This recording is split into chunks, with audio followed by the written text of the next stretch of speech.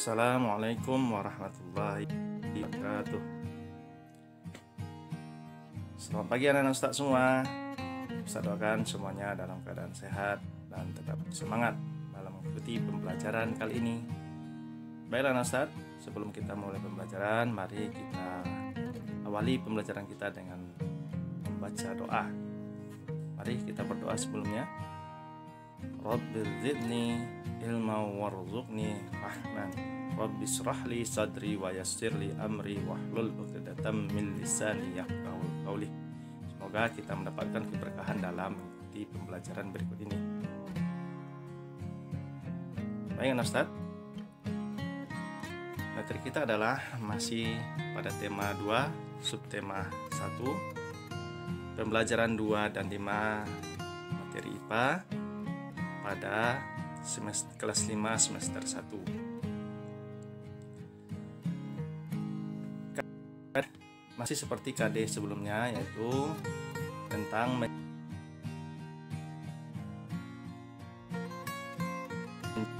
memelihara kesehatan organ pernapasan manusia. Adapun tujuan pembelajaran kita kali ini adalah yang pertama, dengan membuat bagan, siswa mampu menjelaskan bagan kerja organ pernapasan manusia. Yang kedua, dengan membuat bagan, siswa dapat menjelaskan fungsi organ pernapasan pada manusia.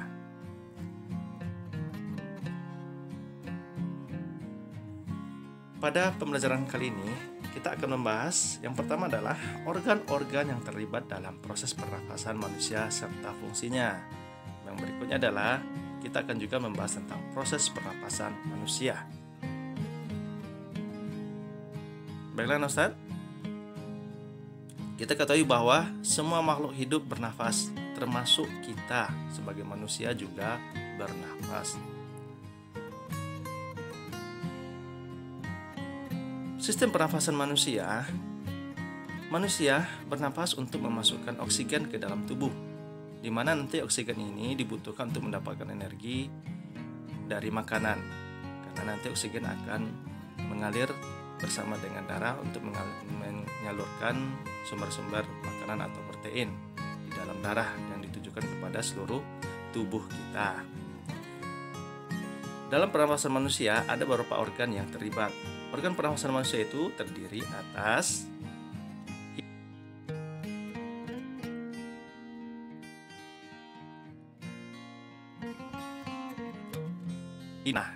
sekarang kita akan membahas satu persatu tentang organ pernapasan ini.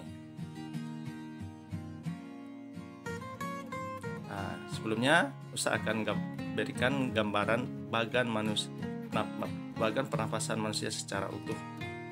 Bisa dilihat pada gambar berikut ini.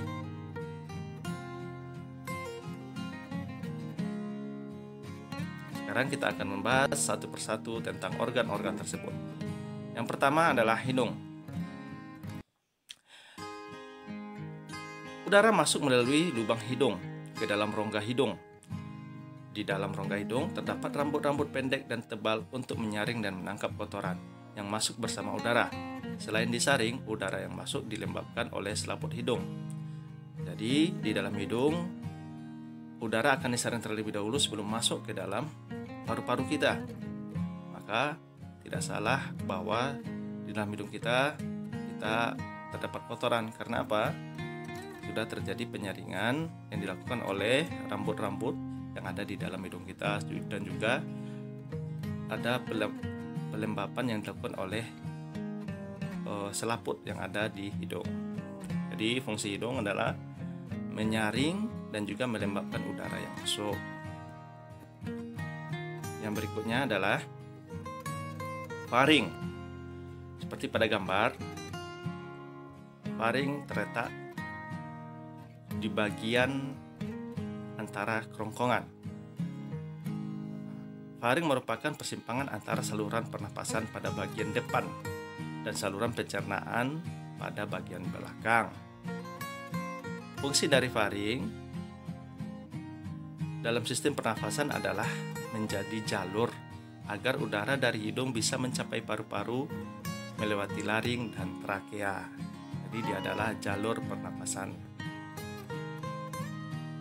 Yang berikutnya, laring. Bisa dilihat pada gambar. Jadi posisi laring ini setelah faring.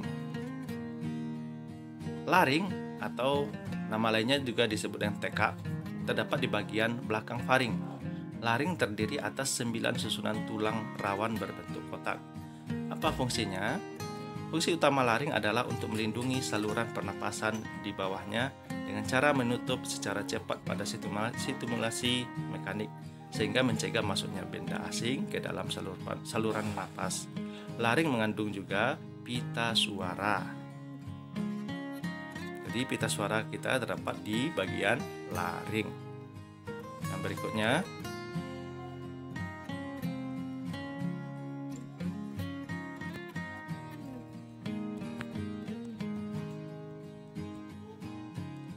adalah trakea.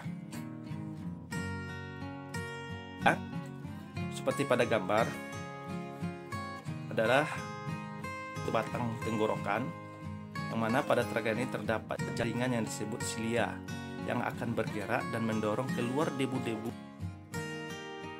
busuk. Fungsinya adalah untuk mengangkut udara ke paru-paru dan dari paru-paru. Tanpa trakea, seseorang tidak akan bisa bernapas. Selanjutnya, bronkus. Bisa Anda lihat pada gambar yang sudah ditunjukkan pada panah.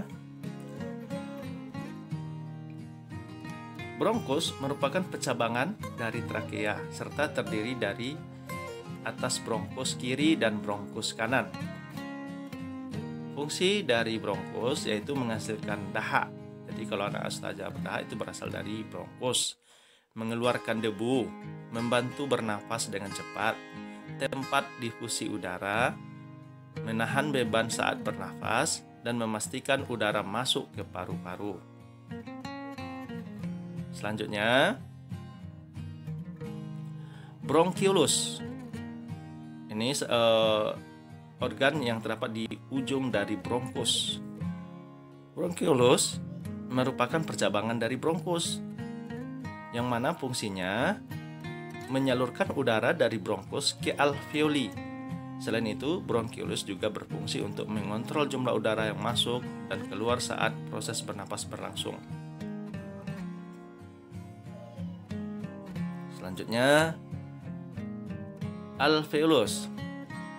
Bisa Anda lihat pada gambar. Alveolus terdapat di dalam paru-paru, merupakan tempat terjadinya pertukaran oksigen dan karbon dioksida. Alveolus dikelilingi kapiler-kapiler darah. Alveolus berbentuk seperti buah anggur,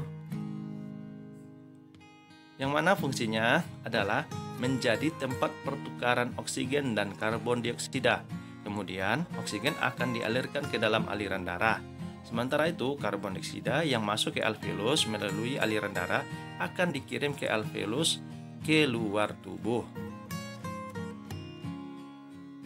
Nah, setelah kita tahu organ-organ pernafasan, maka kita akan coba melihat bagaimana proses bernapas. Setiap saat kita bernafas, saat menarik nafas, rongga dada kita mengembang. Sebaliknya, saat mengembuskan nafas, rongga dada kita kembali ke ukuran semula. Bernafas juga membutuhkan kekuatan otot. Otot manakah itu?